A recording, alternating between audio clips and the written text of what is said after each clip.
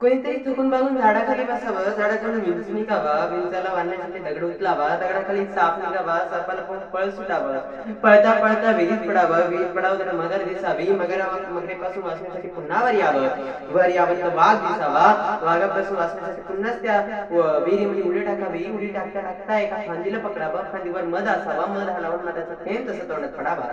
अगदी त्याचप्रमाणे छत्रपती शिवाजी महाराजांनी स्वराज्याचा तोरण म्हणलं.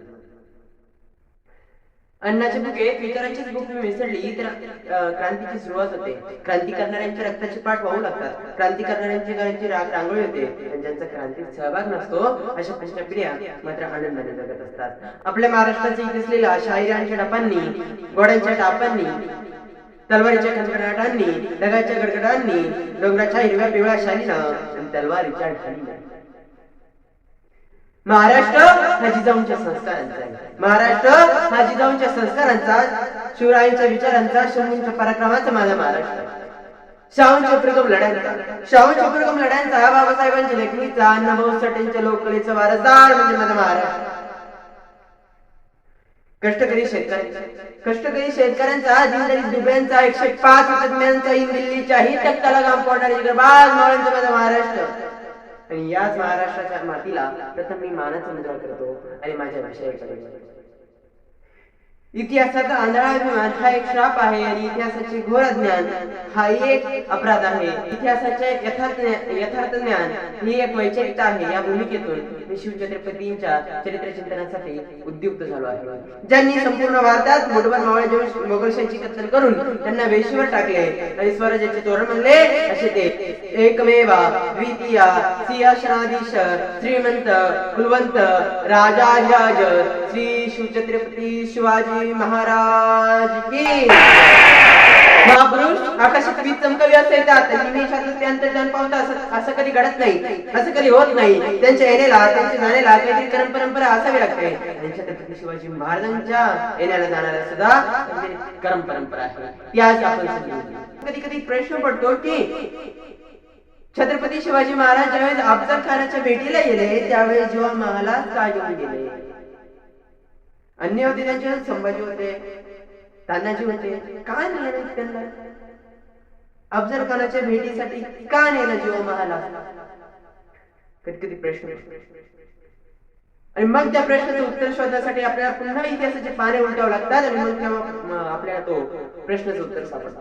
आठवा तो प्रसंग, ज्यावेळेस छत्रपती शिवाजी महाराज अफजल खानाच्या भेटीला गेले तेव्हा जेव्हा अफजल खान आणि शिवाजी महाराजांनी एकमेकाला आलिंगन दिलं त्यावेळेस जेव्हा अफजल खानाचा भार छत्रपती शिवाजी महाराजांवर पडला तेव्हा छत्रपती शिवाजी महाराजांनी वाघनखी काढून त्यांच्या पोटात खुपसले आणि त्याच वेळी कृष्णाची भास्कर धावला. कृष्णाची भास्कर छत्रपती शिवाजी महाराजांच्या मस्तकावर वार करणार, त्याच वेळी महाराज बचावले.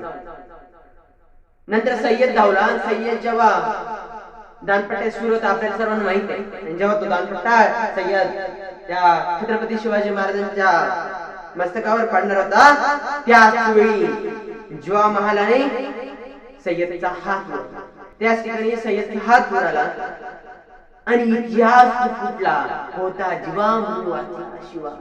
फक्त एक सेकंद जर उशीर केला असता तर ज्या ठिकाणी सय्यदचा हात उडाला होता त्याच ठिकाणी छत्रपती शिवाजी महाराजांचं मस्तक उडाला असता.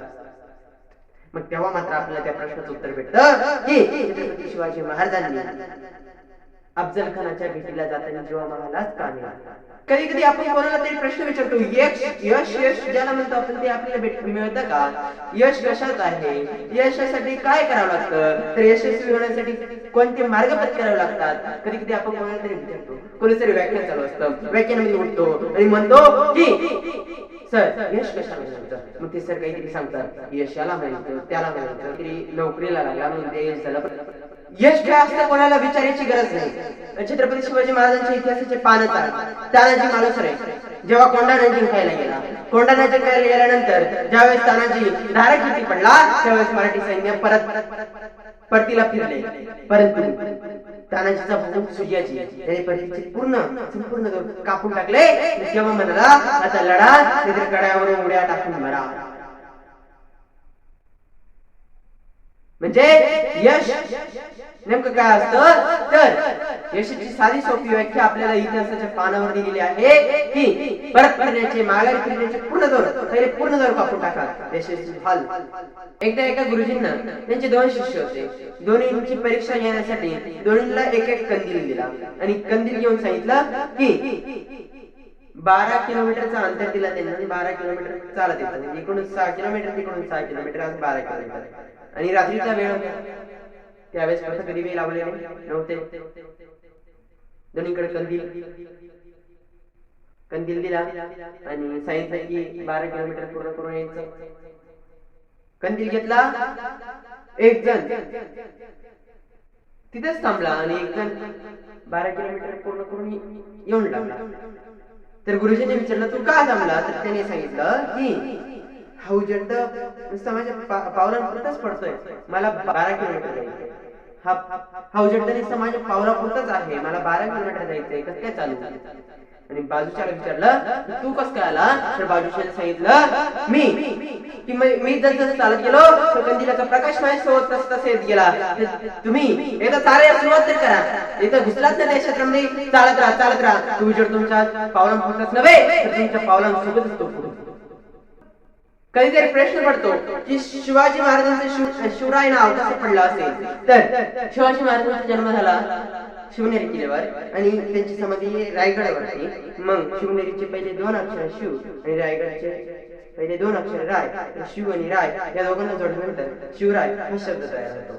मग शिवरायांचं नाव या 2 किल्ल्यावरून शिवराय असं पडलं. इंग्रज अधिकारी जेव्हा आपल्या देशात आले आणि गाईडने त्यांना विचारलं तुम्हाला प्रेमाचे प्रतीक असणारं ताजमहल दाखवू की सोन्याचं प्रतीक असणारं गोल्डन टेम्पल दाखवू. त्यावेळेस इंग्रज अधिकारी म्हणाला की मला तुमच्या देशातलं प्रेमाचं प्रतीक असणारं ताजमहल पण बघायचं नाहीये आणि सोन्याचं प्रतीक असणारं गोल्डन टेम्पलही बघायचं नाहीये. तर आमच्या देशामध्ये ज्या राजाचा इतिहास शिकवला जातो त्या राजाचा किल्ला मला बघितला. ते म्हणाले की आम्ही गुजरातमध्ये गेलो तिथल्या राजांचे महाल आहेत. इथं फक्त एकच महाल आहे आणि हा पण शिवाजी महाराजांनी बांधलेला तो लाल महाल.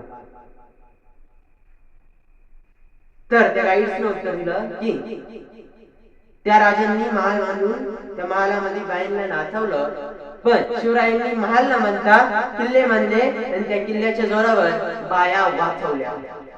म्हणून आमच्या राजांचे कुठं मला महाल दिसत नाही. मग कधी कधी प्रश्न पडतो की शिवाजी कोणाला म्हणायचं. तर जो 65 किलोची तलवार वागवतो त्याचं नाव येसाजी. जो 2000 सैनिकांशी एकटा झुंजतो त्याचं नाव बाजी. जो हात कुठला तरी शत्रूशी लढत राहतो त्याचं नाव तानाजी.